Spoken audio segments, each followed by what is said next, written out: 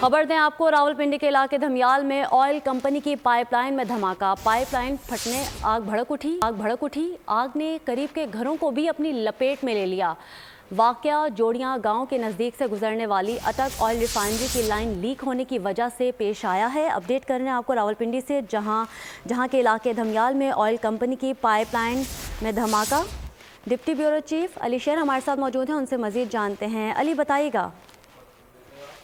जी बिल्कुल, थाना धमियाल का इलाका है। ये रावलपिंडी का तकरीबन मसाफाती इलाका है। जो पक्की रोड है, जो मोटरवे को जाने वाली सड़क है, उसके ऊपर जो एक ऑयल कंपनी है उसकी पाइपलाइन गुजरती है और उसके बारे में बताया जा रहा है कि वहां से कुछ गैस लीक हो रही थी, जिसकी वजह से वहां पे आग लगी और उससे धमाका हुआ।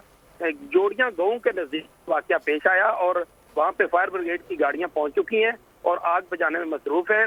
करीबी जो गांव से जो देहात से और उनमें जो बड़े हुए कुछ गांव होते हैं साथ पाइप के सड़क के, उसमें किनारे के ऊपर जो घर थे उनके ऊपर जो है वो उनको भी आग ने लपेट में लिया, लेकिन इस वक्त तक जो है वो कोई जानी नुकसान नहीं किसी किस्म का। अलबत्ता आग जो है वो काफी दूर से और धुआं दूर से देखा जा सकता है, लेकिन इस वक्त जो फायर ब्रिगेड की कोशिशें हैं, कहा यही जा रहा है कि कुछ ही देर में आग पे काबू पा लिया जाएगा। अच्छा, ये भी बताइएगा अली के धमाका किस नौयत का था और कोई जानी नुकसान तो नहीं हुआ इस धमाके में?